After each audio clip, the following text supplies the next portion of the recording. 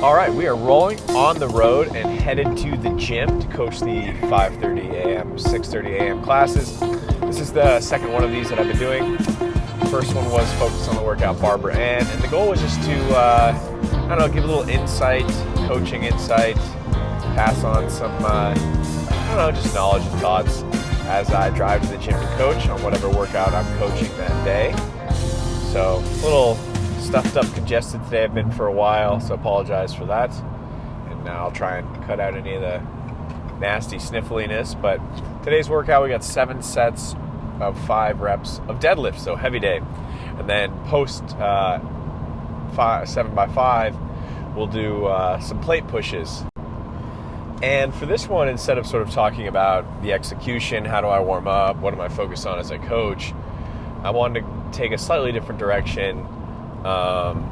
Even though I think kind of the discussion around it has calmed down in the space, but I think both internally and externally, maybe even less externally, internally throughout the years, what I've seen on heavy days is you're programming just a lift, or that's not very exciting, or that's boring, or members don't like that. And I am, and the common response, at least among sort of like most coaches who consider themselves, professionals focused on their craft, the common response is like, well, a great coach can make any workout interesting, or if a program is boring, the great coach will bring it to life, or a program, even a great coach can make bad programming work, and the programming doesn't matter as much. And I definitely fall into the camp that I think the programming matters a lot. And there's a couple of reasons why I think that.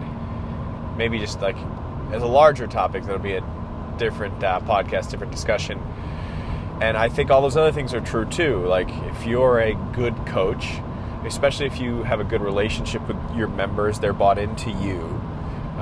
You really can bring just about any workout to life, make it interesting, valuable for them, and that's important.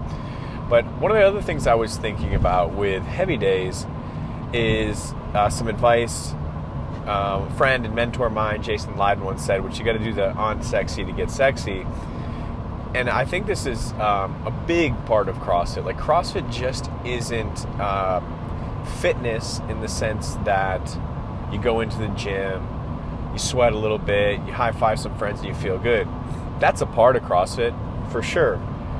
And I'm not trying to demean any other fitness efforts or endeavors, but CrossFit isn't a methodology, a fitness methodology where you just go in and go through the motions.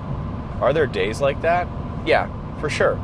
And that's when we start talking about things like relative intensity and just scaling the workout down to meet you where you're at on that day. But a a core part of CrossFit are doing those movements that you are not good at or you have a hard time with in order to carve out your fitness and in order to make you better at the margins of your experience, make you better at all of the physical endeavors that you could be confronted with in life. And that's lifting heavy, doing endurance. The fun and sexy part about CrossFit are the workouts, the chippers that have 15 different things in them, 5 different things in them. There's like there's another piece of candy thing. And that is really exciting. And that programming is fun. And I think there's a lot of value in just fessing up and saying, when it comes to heavy days, saying like, you know what? From the outside looking in, for most people, this doesn't look terribly fun or exciting. It is just a single thing. Now, there's a couple reasons why I think we're kind of insulated from that in CrossFit. And one is like heavy days don't show up all the time. But they serve a really good purpose. They serve a singular focus. They help give us a break from the rep volume, rep speed. And typically, not always, you could have a heavy day with like a snatch or a clean and jerk. You could do like a gymnastic strength, or what I would call like a gymnastic heavy day where you focus on strict muscle ups. But typically heavy days just generally don't have as much complexity as a Metcon that might have something in it like a muscle up and a single leg squat and a double under. So there's that change as well. But the neurological demand does come from increasing the load on the heavy day, and that's really important. But, when I think of some of these workouts that a lot of people might say, well, that's all you're doing, or that's not as exciting, or just members don't find that fun. CrossFit is not always there to just be like fun, in the sense that it's going to offer you up stuff that is always fun to you and that you always want to do. And I think that's frustrating for some people. And I think there's coaches out there who don't like that answer, because they're like, well, if we don't always make the programming fun, then I'm going to lose members, and that's going to hurt my gym, and blah, blah, blah. And I think you could probably still do CrossFit and avoid a lot of the quote-unquote not fun stuff. But when I think of CrossFit, I believe that CrossFit is something that is fundamentally skill-based, in the sense that it's going to force you to work on things that you're not necessarily good at. You're going to have to get better at.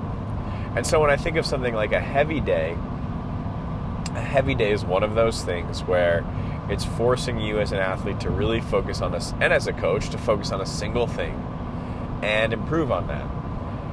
And so I've always thought of CrossFit a little bit different than other fitness endeavors. I think of CrossFit more like a martial art or Brazilian Jiu-Jitsu, where yes, you're doing it for a good quote-unquote workout. You're doing it to sweat. I'm gonna do a little blow my nose. Hold on. But also, you're doing it to climb the ranks, right? You're doing it to move up a belt. You're doing it to get another notch on your belt, to demonstrate some level of mastery. And I think things like single modality days and heavy days are really crucial for that development. And I think that's one of the important things to convey as a coach. You don't need to force a certain speed of development on your athletes, that, hey, you need to get from this skill level or this belt to this belt at some certain speed. But that is kind of one of the unwritten rules, I feel like, of CrossFit. As fun as it can be, as much as it can be just come in and get a great workout, I feel like the majority of people who do CrossFit are people who, relative to their own ability, are looking to climb the ranks. You're not just someone going through the motions. And CrossFit, I don't think, was built to be a fitness endeavor where you just go through the motions.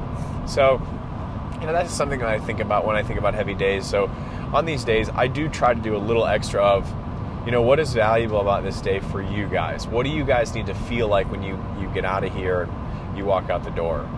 Now, on top of that, yes, when it comes to heavy days, and then potentially not being as exciting, that is certainly something we have to deal with. Now, one of the ways you deal with it, I think, is by actually programming it and leaning into it as a coach. We've talked about this, and this shows up all the time in the coaching space, the enthusiasm over the workout, you as a coach participating in the workout. I always like to build up a little fanfare or something of hey, this is coming up next week. This is a chance to set down, put a record in. Doing this workout will help you figure out weights for your deadlifts and cleans in other workouts, really helping them understand the broad set of opportunities that a heavy day creates. And then for me, during a heavy day, I think it's really important to have a warm-up that gets busy, gets you sweaty, gets you lots of practice at the reps, gives you a chance as a coach to refine a lot of the reps. And like most things in life, the more we can do these kinds of things, the more our members and athletes will get used to them, right? It's sort of like a foot in the door. And they can be excited about that sort of thing.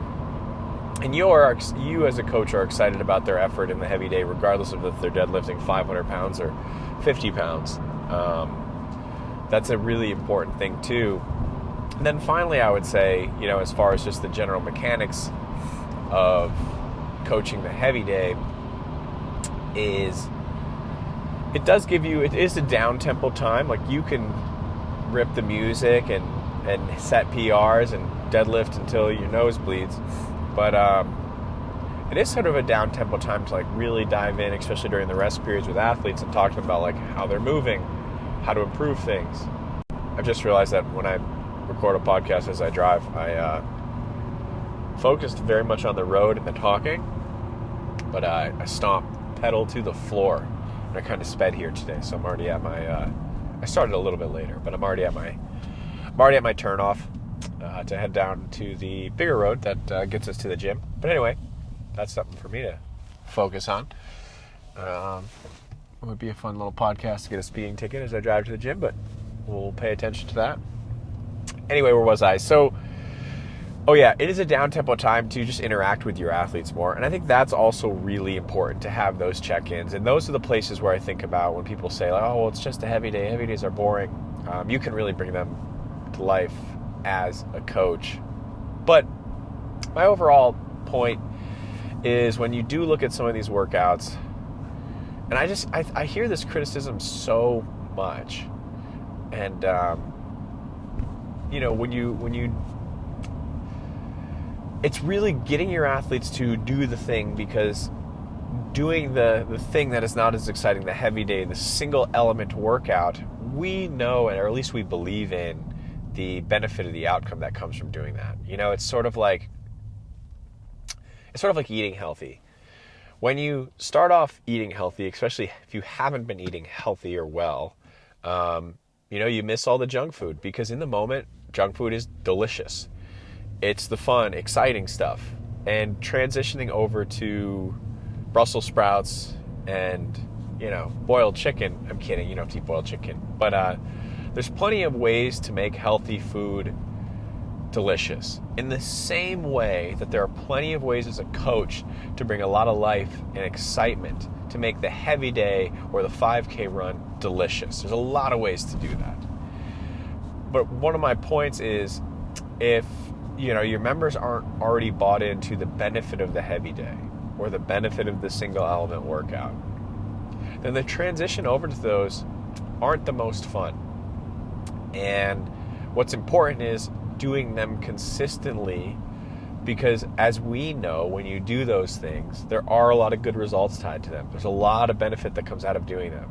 And eventually athletes will see the proof in the pudding, and they'll start to understand, like, oh, heavy day, yes, this is a great day, even though it's different, because I will feel better longer term, maybe even medium term, short term, because of doing this. And that's sort of like, hey, when you transition over from, Doritos and loaded to the gills Five Guy burgers that you're eating every day, and you transition over to maybe some of this little Whole Foods-based diet, that kind of stuff, the transition is not always very fun.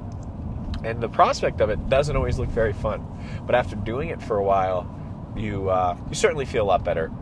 So that's something I've been thinking about, just that argument of like, well, you can't do these days because they're not fun, or athletes aren't going to like them. And it's like, yeah, you do have to balance that. You can't just feed your athletes a bunch of stuff that they're not going to like most of the time.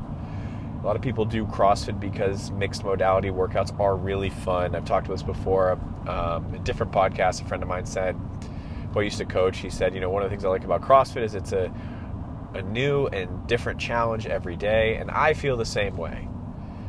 Heavy days are not my favorite days. And I've had coaches who had made very exciting classes. But I know that when I do them consistently, I am a better CrossFitter. I feel better. My body performs better. It helps me be better on the Metcons. And sometimes it takes a little while to show our athletes that. So I think it's really important to help them understand the proof in the pudding, because they just got to do the thing of the heavy day of the single modality workout every once in a while. And there's a lot of benefits in that. So that's where my head's at today on that one. Not necessarily like a tactical coaching workout for the 7 sets of 5 deadlifts, just more of a little high five and pumping my fist in the air for like the heavy day and the single modality workout in general. So maybe I'll report back on the way home. There was some feedback somebody gave me, was that I should give like a thoughts on the workout on the way to the gym, and then on my drive home give a reflection on the workout. But I don't know how I feel about that. Maybe I'll do it. Feels like a little much. So we're just kind of pulling up to the gym here. A little bit of a shorter one today. I started a little bit later and restarted a couple times. Anyway, appreciate you guys. and we'll chat soon. So get out there, lift heavy, and have a great day.